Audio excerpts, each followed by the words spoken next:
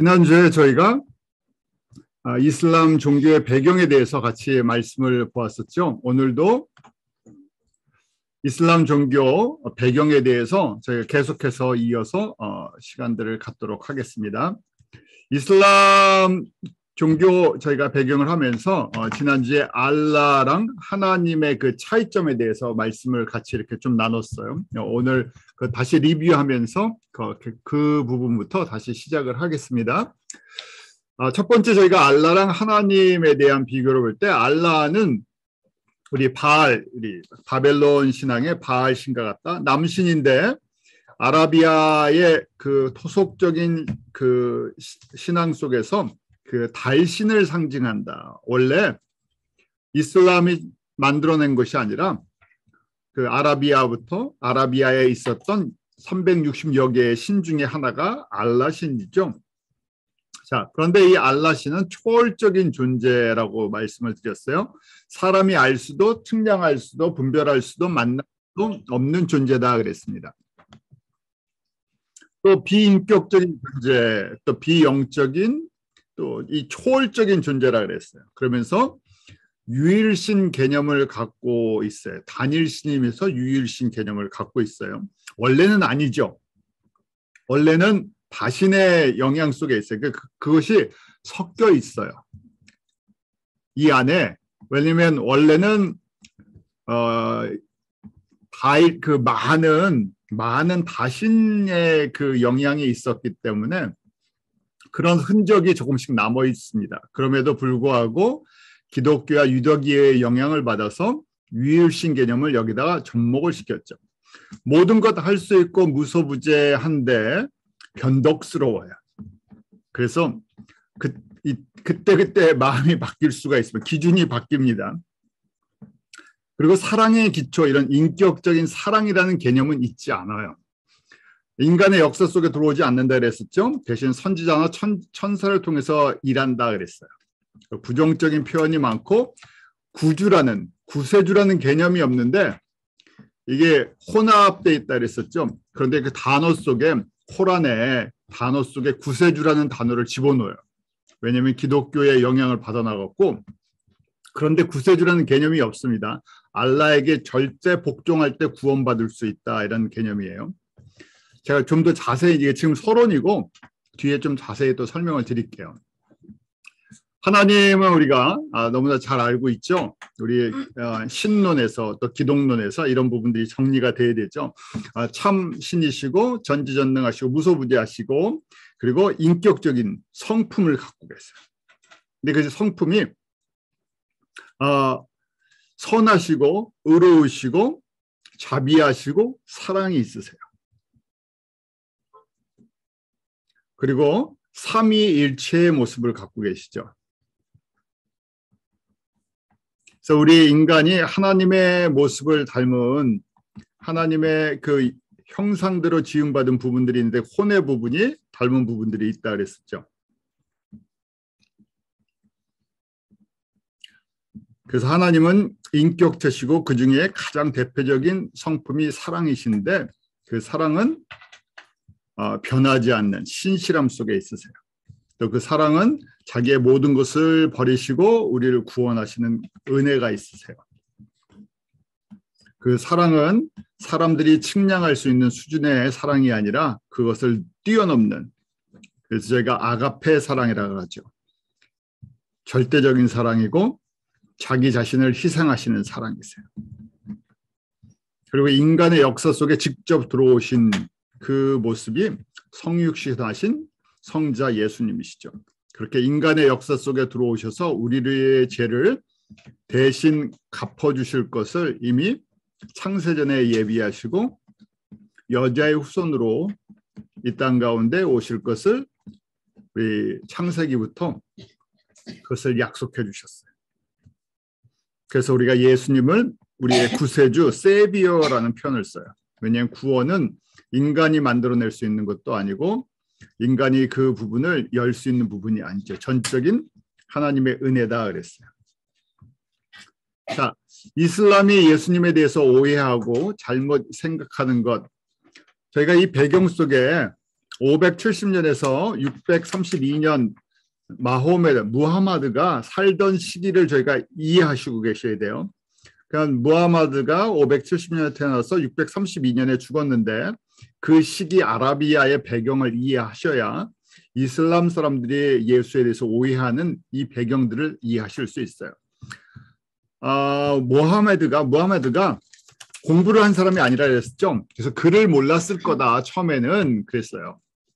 성경을 읽고 공부를 했던 것이 아니죠. 그리고 주후 600년경에는 개인이 성경을 가질 수조차도 없었어요.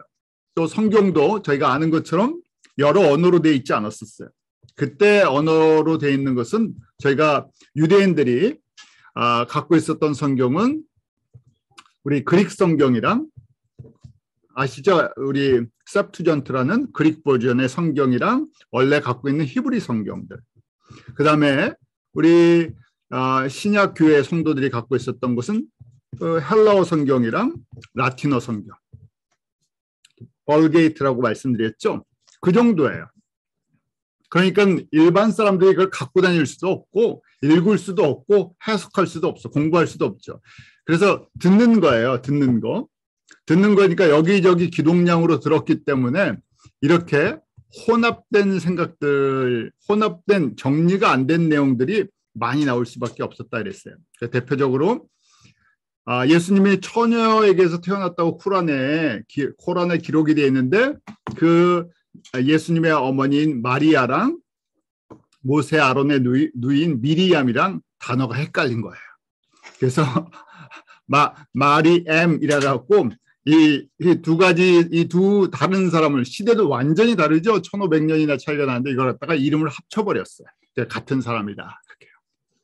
얼마든지 가능하죠. 이런 배경이 있었기 때문에. 그리고 나중에 또 말씀드리겠지만 그 삼위일체론을 주장하는 그 정통 기독교의 영향을 받은 것이 아니라 이단 영지주의의 그 사상을 들어갔고 예수님은 사람이다 하고 배운 거예요. 하나님의. 죄송한데 미리암은 어느 나라 말이에요? 마리암이라고 이 사람들이 그렇게 그 아라비아어로 이거 두 가지를 합쳐서 그렇게 코란에다 기록을 했다는 거예요. 저기 그 모세를 이렇게 저주한 그 장면 나오잖아요. 그게 미리암. 그 미리암하고 또 다른 미리암이에요. 아론의 누나. 예. 그 이름을 섞은 거예요. 마리아. 그렇죠. 그건 똑같은 마리아. 예. 근데 그 단어가 비슷하니까, 사운드가 비슷하니까 차이가 있는지를 모르고 두 사람이 같은 사람인 줄 알고 섞어서 썼다는 얘기예요. 1500년의 차이가 있다는. 그래서 저희가 코란에 보면 시대 개념이 없어요. 모세랑 아브라함이랑 다윗이랑 예수님, 이 시대 개념이 섞여 있어요. 예. 왜냐면 그냥 들어서 그걸 갖다 짜집기를 해놨어. 그래요. 시대가 왔다 갔다 해요. 맞지를 않아요. 그래서 하나님의 아들이 아니고 하나님이 아니다. 이렇게 주장하는 거예요.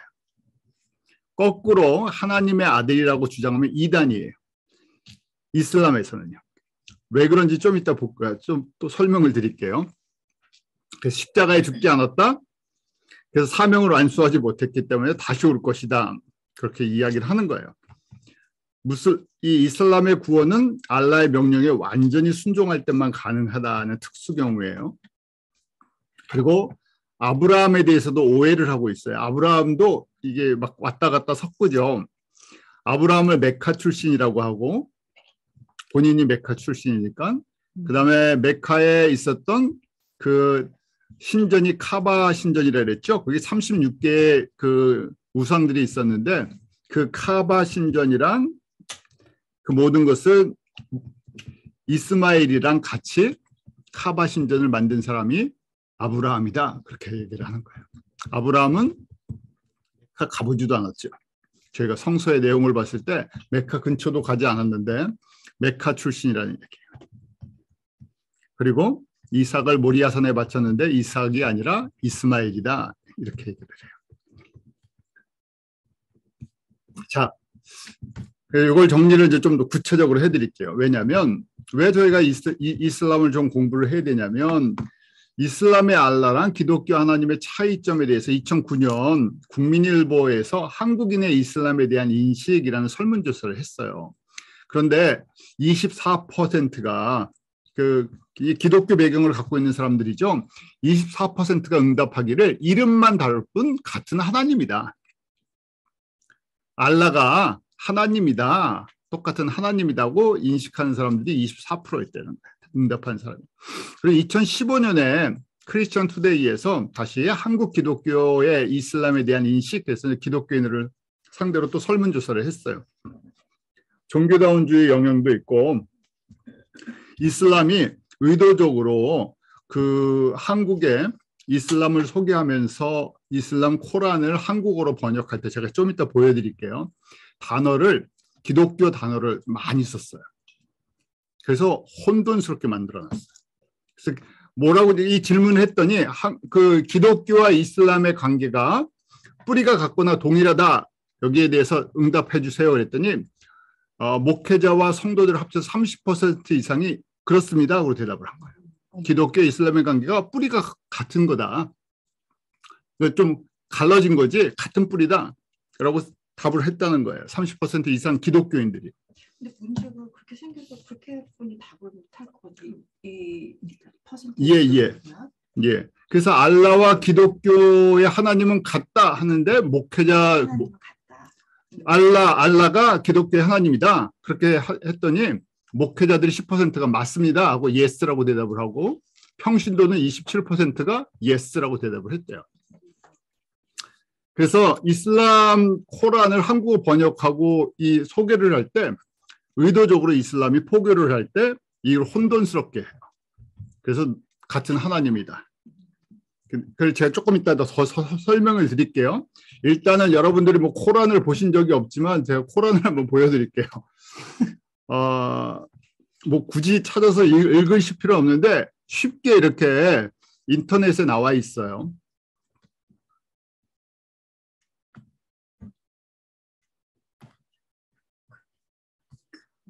화면 보이시죠? 이게 그냥 각종 언어로 번역되어 있는 코란이에요. 거기 코란은 원래 아랍어로 돼 있죠. 거기 각종 언어로 다 돼 있어요. 그래서 한국어를 누르면 이렇게 한국어 버전이 나와요. 한국어 제가 그래서 수라 144장이라 그랬었죠. 이렇게 각 장의 이름이 있어요. 114장.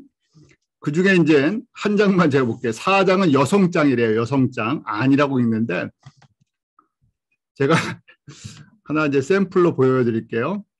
4장, 수라 4장 1절이에요. 사람들이여 주님을 공경하라. 한 몸에서 너희를 창조하사 그로부터 배우자를 두어 그로 하여금 남녀가 풍성히 번성토록 하였노라. 너희가 너희 권리를 요구하며 하나님을 공경하고 또 너희를 낳아줄 태아를 공경하라. 실로 하나님은 너희를 지켜보고 계시니라. 성경 읽는 것 같죠? 이게 코란이에요. 그러니까 지금 번역을 주님을 공경하라. 한국식으로 번역할 때 저희 기독교에서 쓰는 성서적인 언어들을 다 그냥 그대로 쓴 거예요. 주님, 창조자, 그 다음에 뭐 고아들 이렇게 쭉 하면서 밑에 결혼할 여자에게 결혼 지참금 주래요.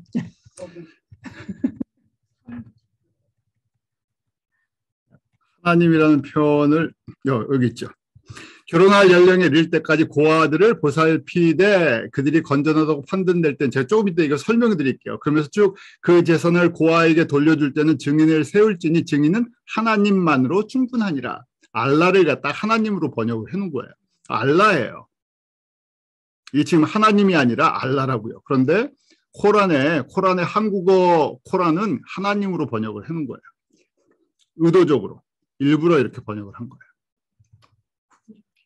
아니요, 이거는 구구에서 한 게 아니라 코란 쉽게 말해서 저희 성서공회에서 코란 공회에서 이렇게 번역을 허락한 거예요. 이렇게 만든 거예요.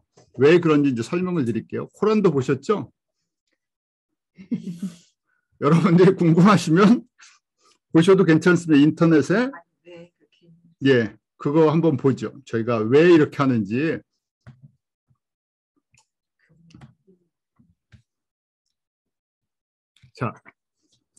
왜 이렇게 하나? 이슬람이 이제 주장하는 거예요. 이슬람이 언어상의 차이일 뿐 같은 신이라고 이슬람이 주장을 하는 거예요.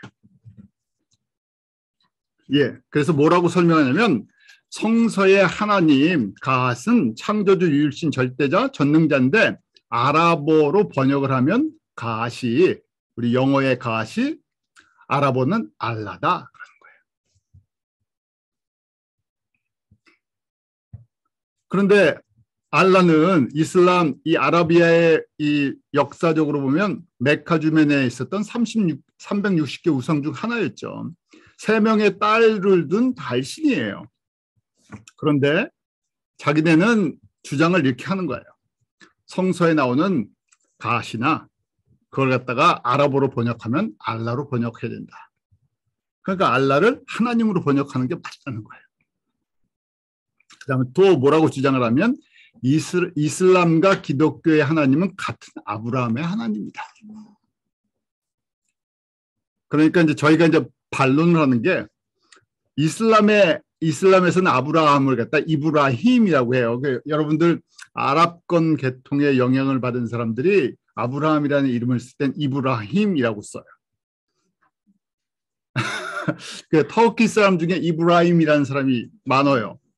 터키 사람 중에 제가 저희 동네에서 터키 사람을 만나서 인사를 하는데 자기가 이브라힘이래요. 그래서 나는 아브라함이다 그랬다. 그런 것처럼 그 사람들은 이브라힘이라고 읽어요. 그러면서 구약의 아브라함이라는 거예요. 그 사람이. 그런데 코란에 보면 수라 6장 74절, 코란 6장 74절 보면 이브라힘은 아자르의 아들이라고 되어 있어요. 원래 누구의 아들이죠? 아브라함은 데라의 아들인데 아자르라고 되어 있어요. 그리고 메카에 와서 이스마엘을 번제로 드렸다. 카바 신전을 건축했다고 수라에 나와요. 코란에. 그리고 이스마엘한테 이혼을 명령했대요. 또 이슬람이 주장하기를 유대인들은 여호와를 하나님을 구약의 하나님 엘이라고 부르거든요. 엘. 그런데 이게 아랍어로 그 신을 부를 땐 일라라고 자기네 아랍어는 일라라는 거예요. 일라. 왜 알라가 가신지를 설명하는 거예요. 알라가 그래서 일라라고 부르는데 아랍어의 신은 거기다 정관사 AR 정관사가 AR이니까 R을 붙이면 알 일라인데 이걸 줄이면 빨리 하면 알라. 그래서 알라는 신이다 하는 거예요. 설득력이 있죠. 너무 이해가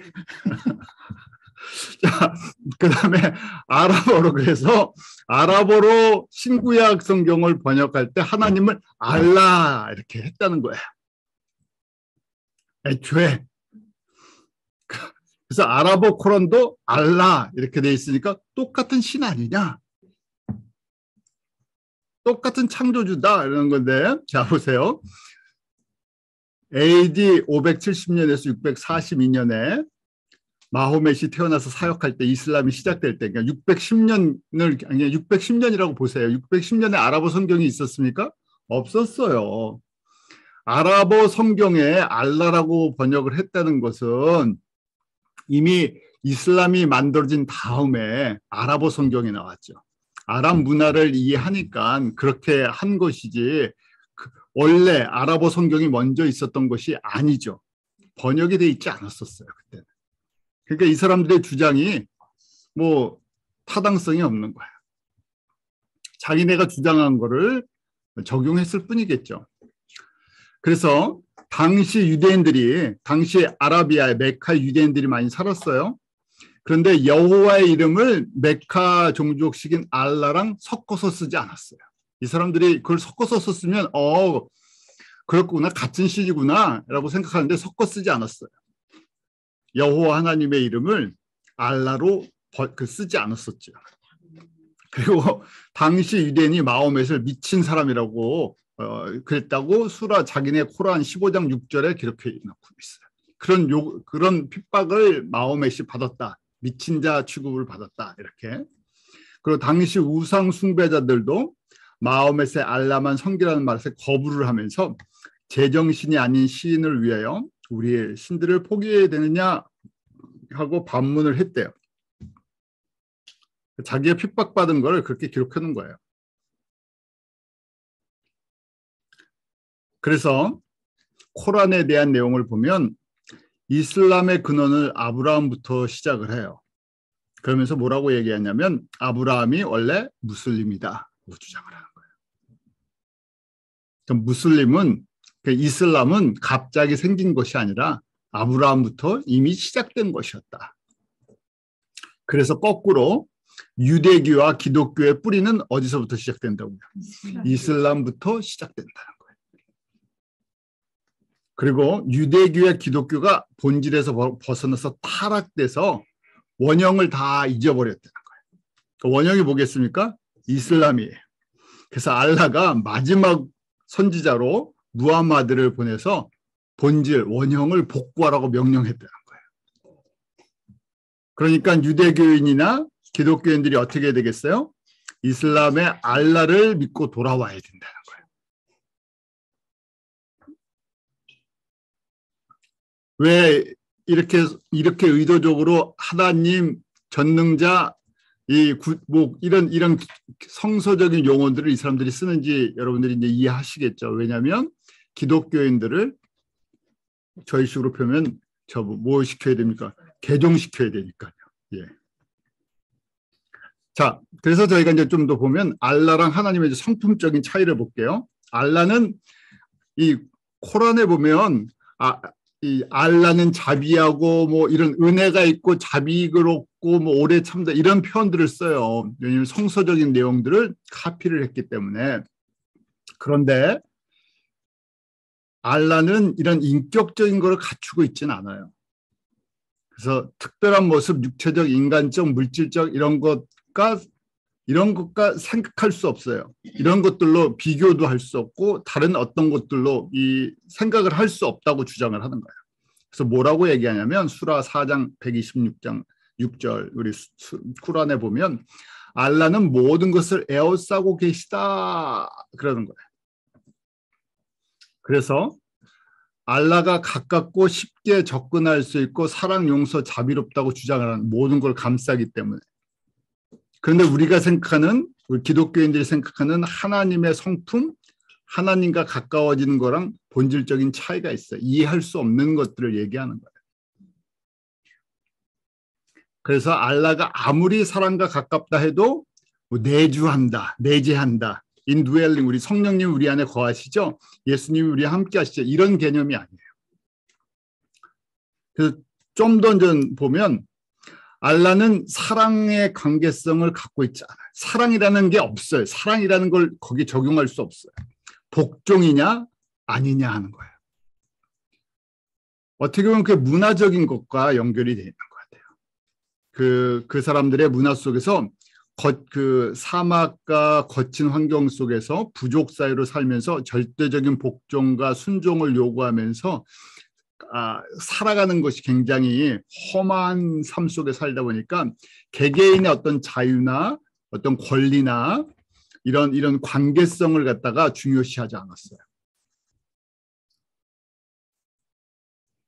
그래서 거기에 보면 이웃을 사랑한다, 뭐 하나님을 사랑한다 하는 이 성서의 계명을 찾아볼 수 없어요. 사랑이라는 개념 자체가 있지 않기 때문에.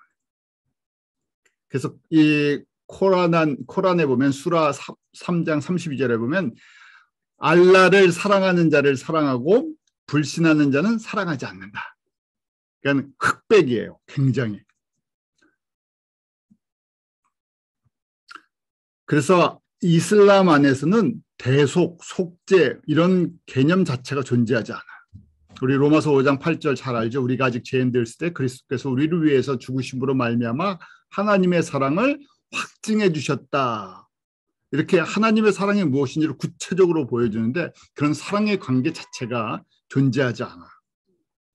그래서 저희가 이해할 수 있는 거예요. 왜 이 사람들이 이렇게 극단적이고 어떨 땐 폭력적이고 하는 것이 어디서 나왔나? 절대적인 복종만을 요구하기 때문에 그래요. 그래서 이제 관계성을 보면 알라랑 인간의 관계는 종과 노예의 개념이에요. 그래서 사람은 알라랑 알라의 뜻에 복종하는 게 창조 목적이에요. 그래서 우리 알라의 뜻을 아슬라마라고 하는데 알라의 뜻은 무엇인가? 자신을 복종시키고 맡기고 알라에게 자신을 완전히 드리고 알라의 뜻에 헌신하고 무슬림이 되는 거. 그러니까 절대적인 복종이에요. 알라가 말했다 그러면 절대적인 복종이에요. 그래서 코란에 그렇게 기록됐다 그러면 절대적인 복종인데 코란이 모순이 있다 그랬죠. 코란에 강한 것이 나머지를 눌러버려요. 그래서 코란에 서로 이론이 부닥치면요. 최종적으로 적용됐던 법, 무하마드가 최종적으로 적용했던 법이 나머지를 이겨버려요. 왜냐하면 절대적인 복종이니까. 저희처럼 논리적으로 따지고 그걸 의문을 갖고 거기에 대해서 그런 걸 할 수가 없죠. 그래서 무슬림은 알라의 종이다. 그래서 자기네들을 갖다가 종이라고 불러요. 종으로 부르죠.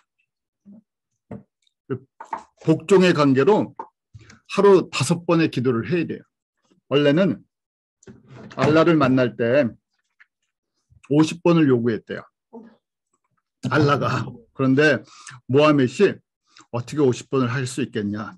5번으로 니고시에트해서 5번으로 줄였대요.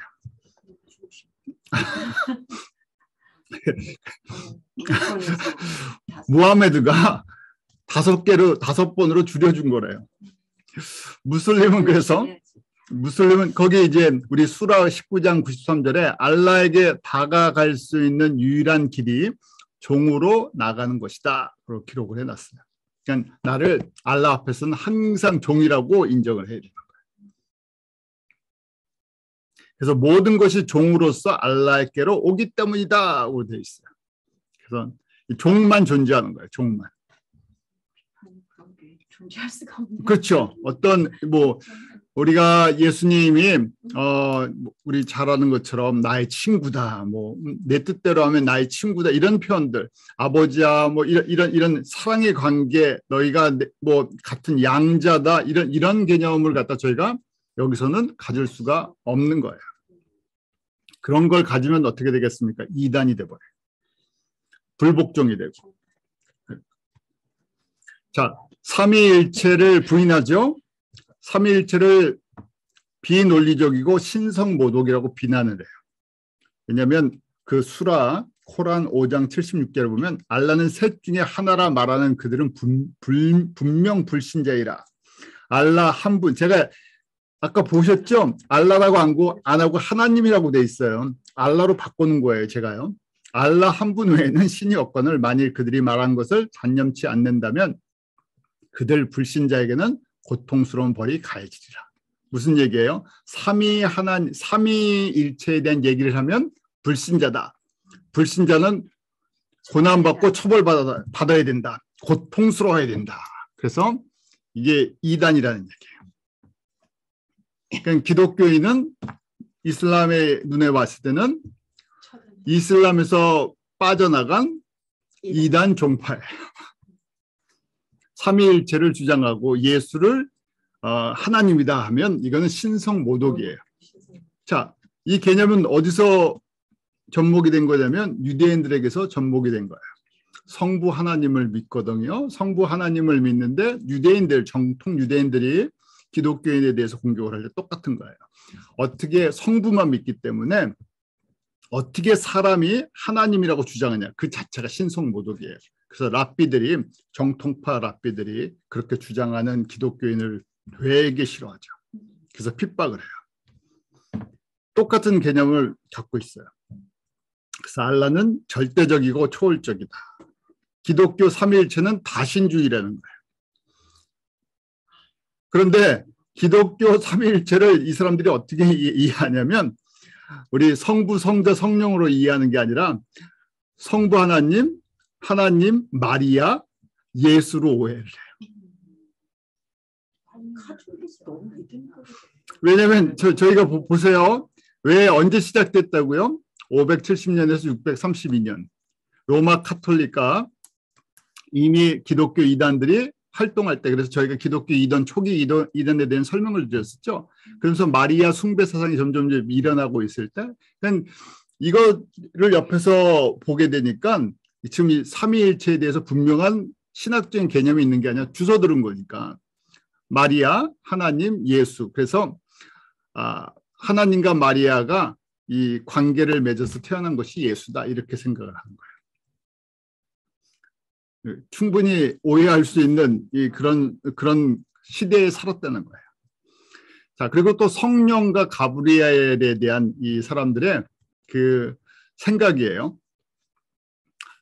자, 성령에 대한 믿음이 없어요. 왜 그렇겠습니까? 성부 하나님만 믿기 때문에 알라 하나만 믿어요. 알라만 믿어야 되는 거예요. 그러니까 성부가 성령님이 하나님이다 이 개념 자체도 이단 사상이에요.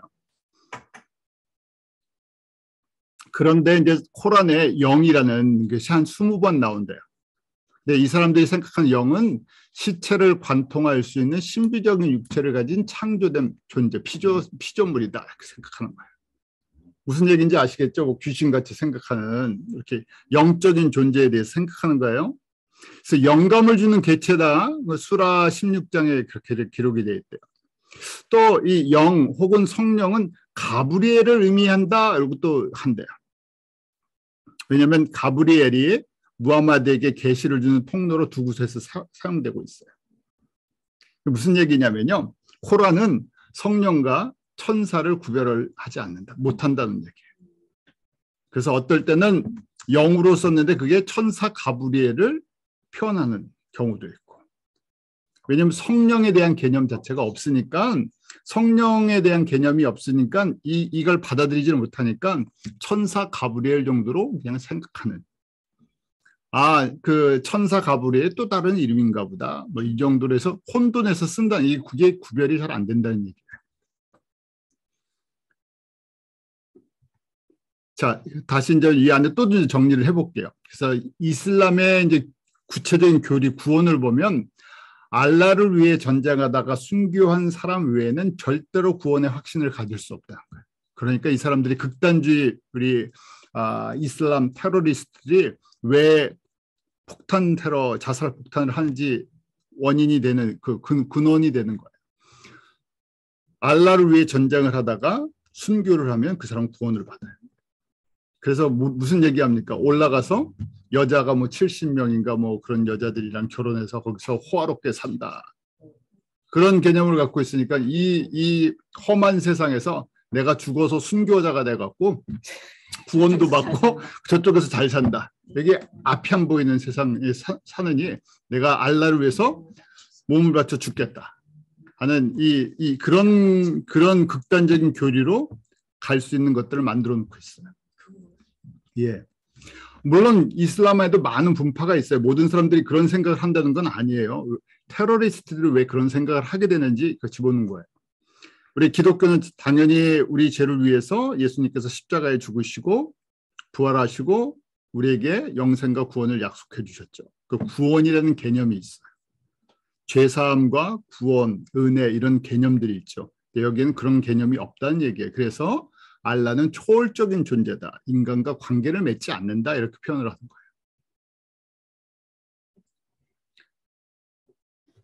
거예요. 근데 이 혼돈되어 있는 게 수라 우리 그 코란 5장 72절에 보면 신은 이렇게 있죠. 알라는 즉 마리아 애들 구세주다라고 말하는 자는 이미 믿지 않는 자다. 이게 무슨 말이겠어요? 예수를 구세주라고 말하는 사람은 이미 알라를 안 믿는 사람이라는 거예요. 그러나 구세주는 말하고 있지 않는가? 이스라엘 자손들아, 내 주이면서 너희들의 주이신 알라를 숭배하라. 알라와 나란히 다른 어떤 것을 숭배하는 자에게 알라께서 낙원으로 들어가는 것을 금하셨다. 그가 살 곳은 지옥의 불이다. 불의의 무리에게는 아무도 도울 자가 없다. 저희가 성경을 알고 이걸 읽으니까 재미있으시죠? 좀 여기 짜깁기 있구나. 이게 너무 약간 어설픈 짜깁기인데 자기 주장을 뒷받침하기 위해서 그 짜깁기를 한 그 내용들을 저희가 너무 잘 볼 수 있어요. 자, 결혼에 대한 것도요. 왜 이 사람들이 일부 다처제가 허용이 되냐면 수라의 4장 3절에 4번 아내를 4명까지는 허락을 해줘요. 그리고 이혼은 2번을 허용하고 아내를 바꾸는 것도 허용한대요. 우리가 성서에서는 사실은 일부 일처제가 근본적으로 그렇죠. 이혼은 사실은 허락하지 않는 건데 유대인들의 강팍함 때문에 여자를 보호하기 위해서 이혼 증서를 써주라고 모세가 하는 얘기가 있을 뿐이에요. 자, 그리고 수라 4장에 보면 예수님이 십자가에 죽지 않았다고 돼 있고 용서에 대해서 이런 개념이 없다 그랬잖아요. 그래서 용서 알라 이슬람에서 뭐라고 얘기하냐면 수라 9장 80절에 알라는 원수가 용서해 달라고 70번 간청해도 용서해 주지 않았다. 이렇게 적혀 있대요. 용서라는 개념이 없는 거예요. 용서라는 개념. 왜냐면 불순종하면 죽는 거예요. 처벌받아야 되는 거.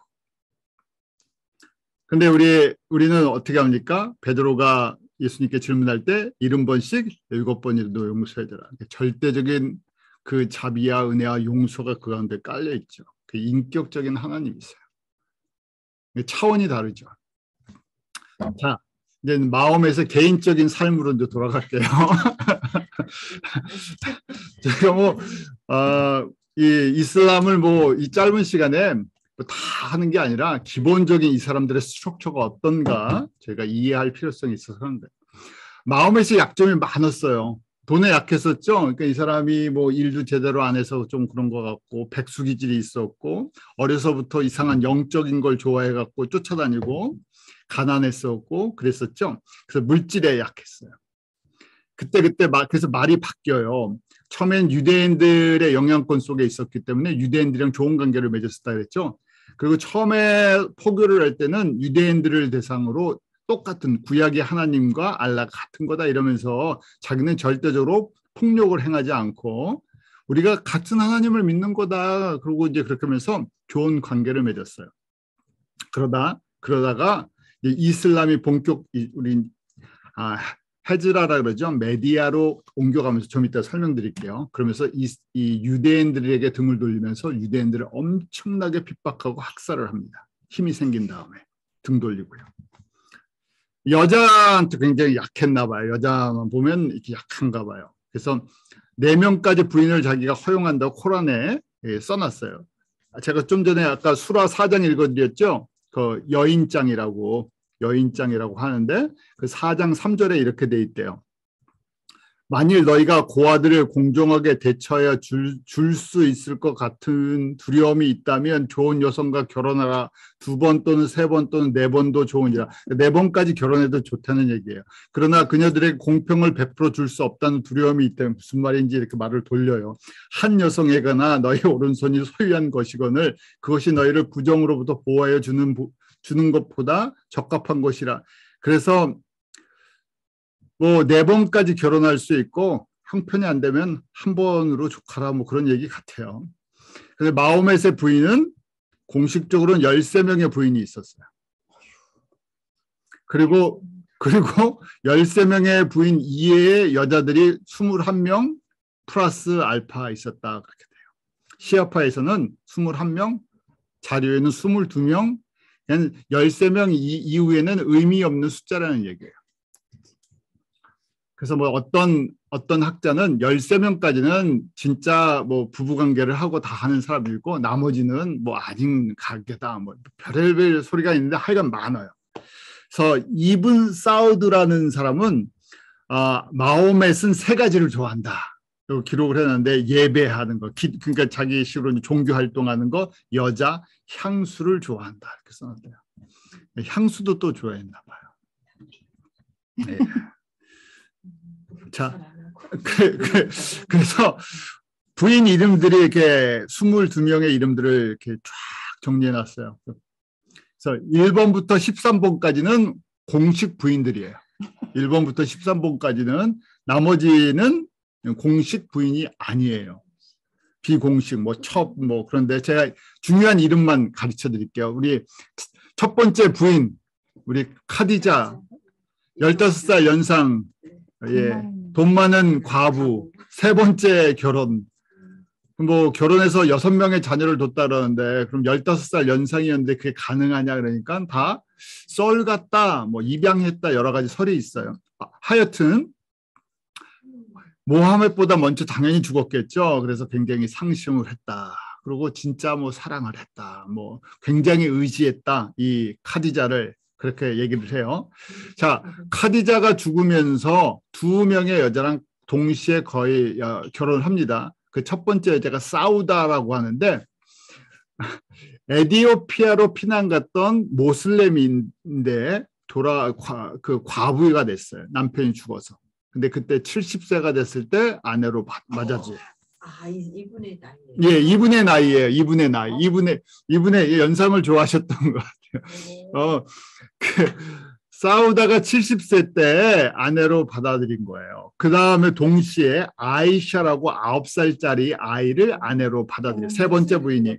무하마드가 53세예요. 53세 때. 정확하게 얘기는 50세 때 6살이었던 아이샤랑 정혼을 합니다. 근데 아이샤가 누군가 그러면 아버지가 아부 바크르라는 무하마드 친구면서 그다음에 개종자가 됐고 우리 일대 칼리파가 돼요. 칼리파는 무하마드 사후에 죽은 다음에 이 종교 정치의 모든 권한을 이어받는 후계자예요. 그러니까 지금 무하마드의 후계자가 친구 아부 바크르인데 아부 바크르의 딸이 아이샤가 9살에 정식으로 무하마드랑 결혼을 합니다. 그리고 네 번째는 잘 모르겠고요. 다섯 번째가 하프사라고 나오죠. 하프사도 우마르도 이 무하마드의 친구예요. 같은 종족 친구인데 이 우마르가 2대 칼리프가 돼요. 그 지금 일대가 아부 바크르죠. 2대 아부 바크르가 이 살해를 당해요. 그래서 2대 칼리파로 우마르가 되는데 우마르의 딸이 하프사가 또 이 무하마드의 다섯 번째 아내가 돼요. 하프사도 다른 데 결혼했다가 이게 첫 번째 결혼이 아니에요. 자, 그다음에 여섯 번째 아내는 마호멧의 양자의 아내였다가 며느리였다는 얘기예요. 며느리였다가 지금 무하마드의 아내가 됩니다. 자이나부라고요. 복잡하죠? 그럼 이렇게 복잡해요.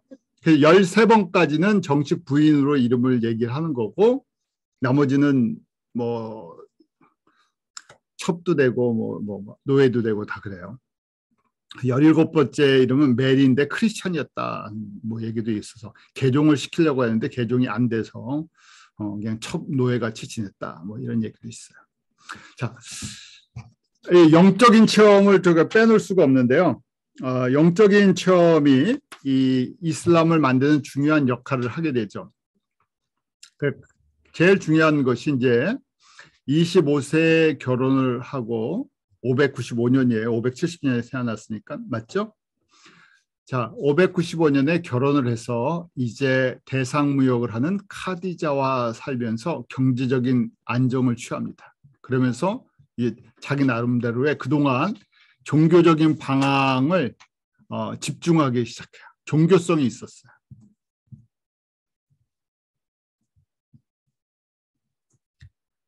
첫 번째 대표적인 종교 체험이 12살 때 그 삼촌 따라 대상을 많이 다녔다 그랬죠. 그 장사하러 시리아를 자주 왔다 갔다 했대요. 시리아까지. 그러니까 메카에서 시리아까지 카라반들, 그 대상들이 그 무역을 하러 메카에서 시리아를 갔는데 시리아에서 바히라라는 수도사를 만났대요. 12살 때 그 바히라라는 사람은 기독교 경교란 네스토리우스파의 수도사였대요. 그래서 이게 중요한 역할을 하는 거예요, 이 사람이. 왜냐하면 네스토리우스는 예수님의 신성과 인성을 인정하지 않는 학파였어요. 기독교 이단으로 정제됐다 그랬죠. 그래서 당나라의 경교로 들어왔던 그래서 페르시아랑 이집트에 넓게 퍼져갔어요. 그래서 그 영향을 받았어요. 근데 그 12살 때 이 바히라라는 사람을 만나면서 너에게 예언자의 징표가 있다고 가르쳐줬대요. 종교성이 있고 예언자, 그러니까 좀 영적인 세계가 좀 띄인 것 같다 하는 거예요. 그러니까 어떤 그 쉽게 말해서 귀신이랑 좀 통하는 데가 있었던 것 같아요.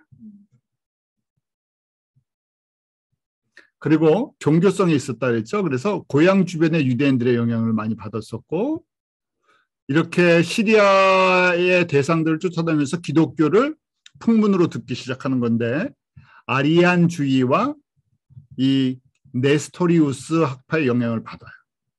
아리안주의가 뭐냐면 성부 하나님만 받아들이는 기독교 이단 종파예요. 저희가 기독교 초기 기독교 할 때 잠깐 들었었죠. 아리안주의가 지금도 계속 이어져 갖고 우리 기독교 이단 중에서 성부 하나님만 인정하는 그런 게 있죠. 그래서 그게 갑자기 생긴 것이 아니라 이때부터 계속 흘러왔어요. 그래서 유대교와 기독교 안에서 나름대로 종교적인 진리를 찾아보았지만 찾지 못했던 거예요. 구도자 같은 모습을 했어요. 자, 이렇게 하다가 이제 25살에 카디자를 만나서 결혼을 하면서 경제적인 궁핍함과 여러 가지 문제가 이제 좀 해결이 됐죠. 본격적으로 수도 생활을 좀 해봅니다. 그러다가 40세에 우리 메카 옆에 있는 히라 동굴에 들어가서 체험을 하게 돼요. 40세, 610년이에요. 610년에 어떤 영적인 체험을 하는데 히라 동굴에서 기도를 하다가 창조주이신 너의 주님의 이름으로 명령하는 것을 읽으라. 이건 이제 저희가 이 기독교 용어로 많이 바꾼 거죠. 창조자이신 너의 알라의 이름으로 명령하는 것을 읽으라, 읽으라 이런 소리를 자꾸만 들었대요. 그래서 코란이라는 아랍어는 읽으라는 거예요. 읽으라. 그래서 알라로부터 받은 계시를 610년부터 632년에까지를 정리한 게 코란이다. 읽으라는 거예요. 그럼 누가 이렇게 읽으라고 명령을 한 건가? 그래서 4가지 학설이 있어요. 이슬람 안에서 알라가 사람의 모습으로 나타나서 직접 한 거다. 성령님이 한 거다. 천사가 한 거다. 가브리엘이 한 거다. 그런데 제가 좀 전에 봤죠. 성령, 천사, 가브리엘을 구별한다고요? 구별 못한다고요. 그러니까 알라가 직접 인간에게 한다는 것 자체도 또 문제가 되죠. 그러니까 그래서 전통적으로 4가지 견해 중에서 가브리엘이 나타난 거다. 천사를 통해서. 직접 하는 게 아니니까. 그럼 왜 가브리엘이라고 표현을 했을까? 성경에서 세례 요한이나 마리아에게 천사 가브리엘이 나타나서 하는 거를 갖다가 들어봐 갖고 그 영적인 어떤 체험을 했을 때 이게 가브리엘이다 하고 거기다 접목을 시켰을 가능성이 있어요. 누군지 정확하게 어떤 존재인지를 모르니까. 그래서 가브리엘이 말하기를 내가 알라의 이름으로 왔다. 내 명령을 기록하고 설교하고 전파라. 이것이 이 세대의 진짜 종교이다 하고 들었다는 얘기예요. 이것이 이제 이슬람의 시작이 되는 거예요. 처음에는 무서워서 떨고 이게 뭔가 그랬었대요. 그런데 카디자가 조언을 해줬대요. 이게 천사 가브리엘이다. 그래서 인식이 돼서 이제 계속해서 이제 이 가브리엘에게 이런 계시를 받아서 직접 계시를 받아서 정리를 한 게 코란이다 라는 거예요. 지식이 별로 없어서 글을 적지 못했대요.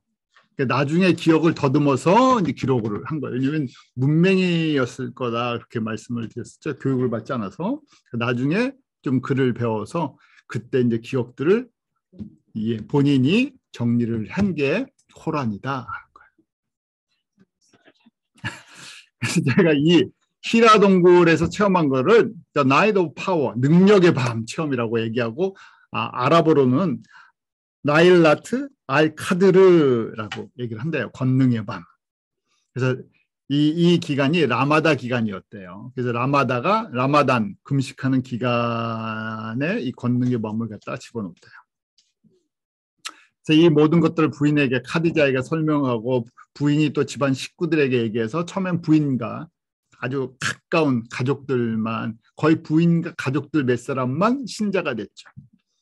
3년 동안 포교를 열심히 했는데 14명의 신자만 있었대요. 그러다가 614년 한 4년 차가 될 때 일반 사람들에게 공개적으로 포교하기 시작했대요. 그러면서 조금 이제 사람들이 늘어난 거예요.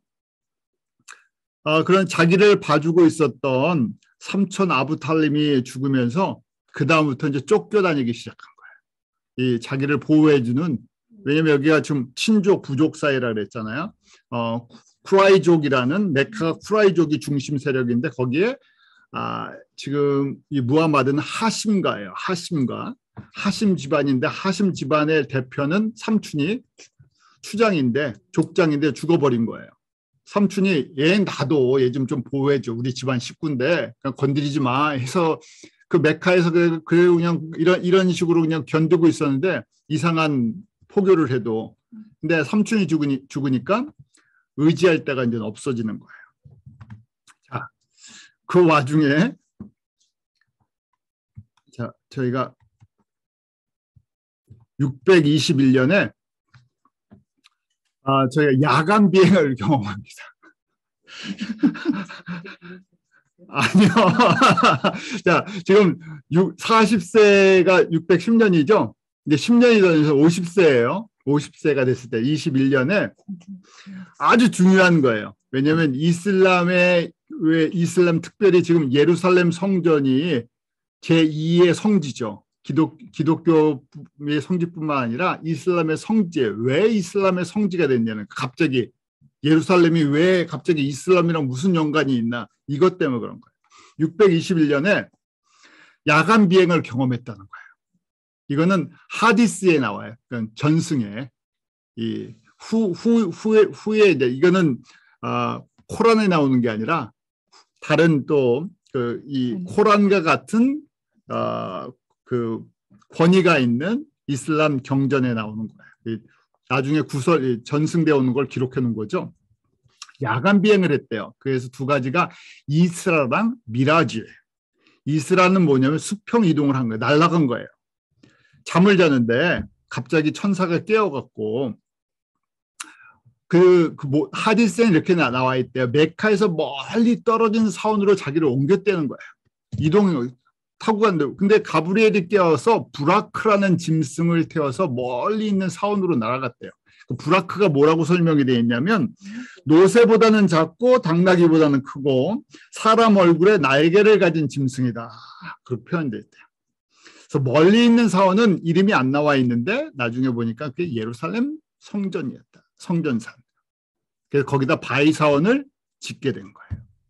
그러면서 이 야간 비행을 해서 지금 예루살렘 성전산에 가서 거기서 알라랑 만났다는 거예요. 자, 그래서 지금 그냥 표현대로 하면요.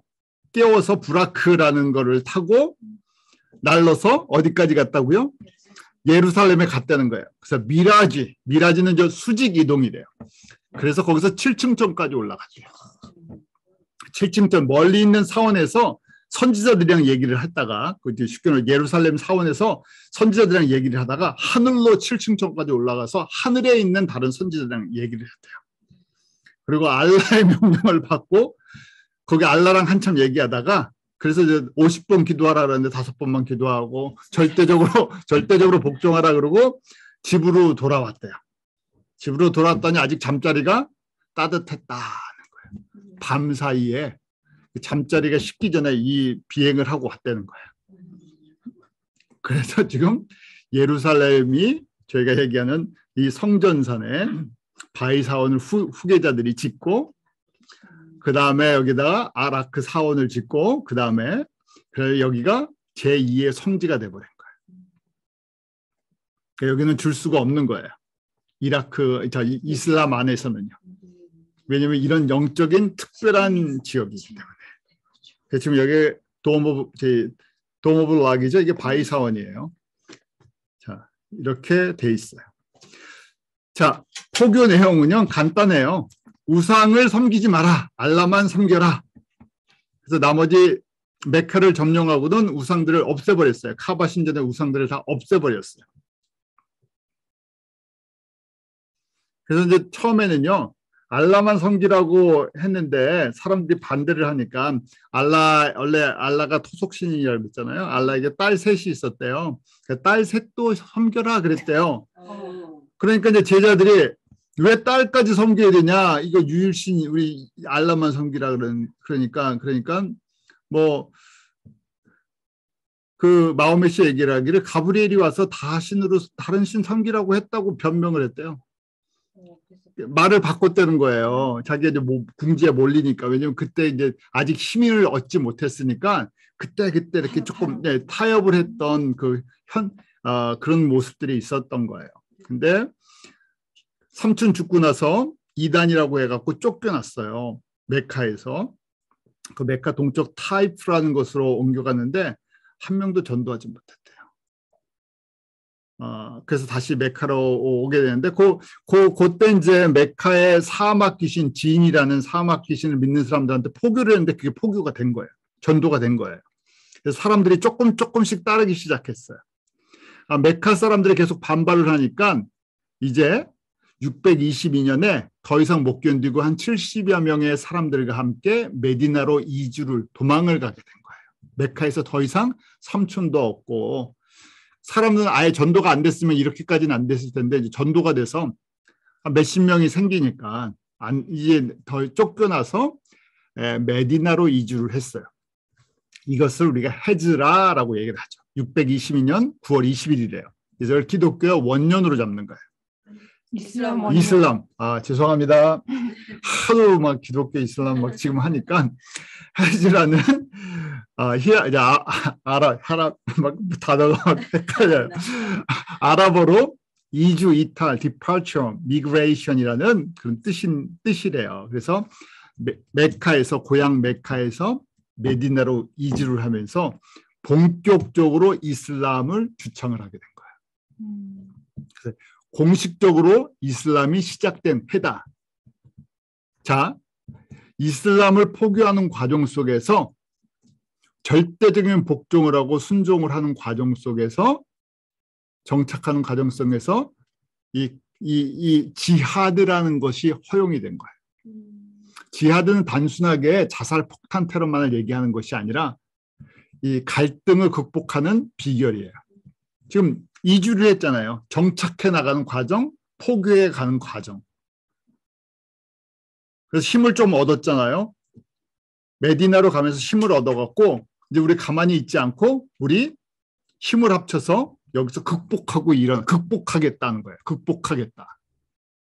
극복하겠다는 그 액션이 지하드예요.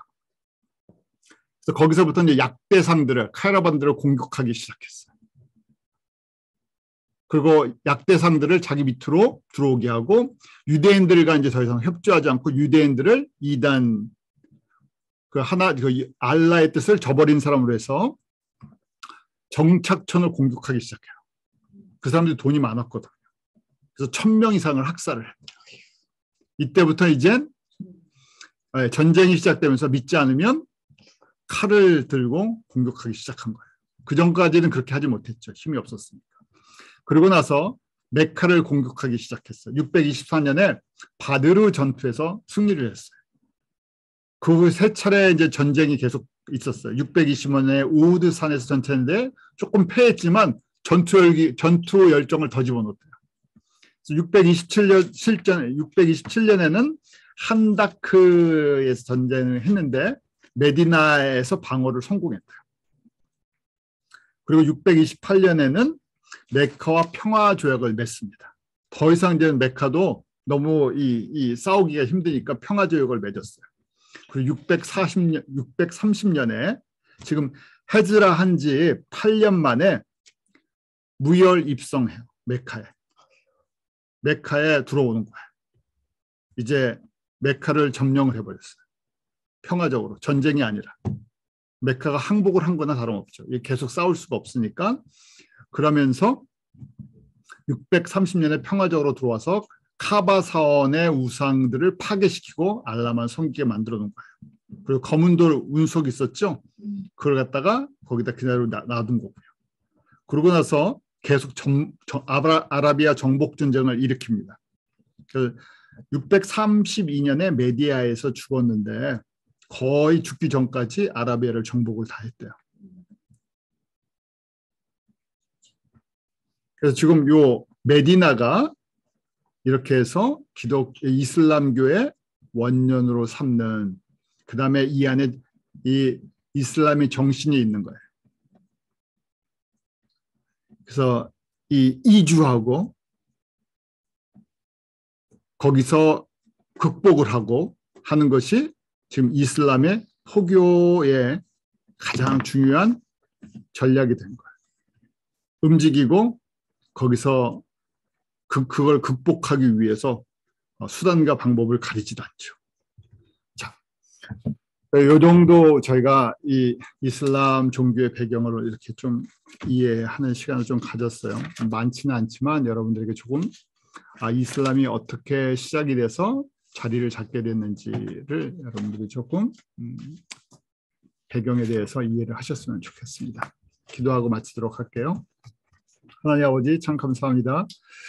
저희들 타 종교에 대해서, 특별히 주님 오실 때 가까운 이 시대에 무엇보다도 저희랑 가장 갈등 관계에 있는 이슬람에 대해서 저희가 함께 나눴습니다.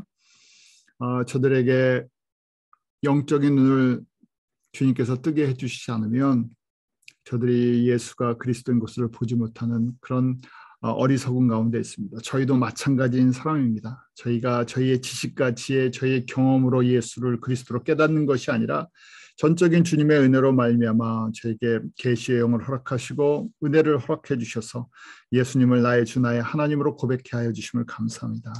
그 주님의 크신 은혜와 주님의 그 자비하심과 오래 참으심과 긍휼하심을 저희가 매일매일 경험하면서 우리에게 베풀어 주신 이 예수 그리스도의 구원의 말씀을 증거하는 통로로 쓰임받기 원합니다. 나라와 민족과 백성과 방언 가운데 허다한 민족이 주님 앞에 돌아오는 날을 봅니다.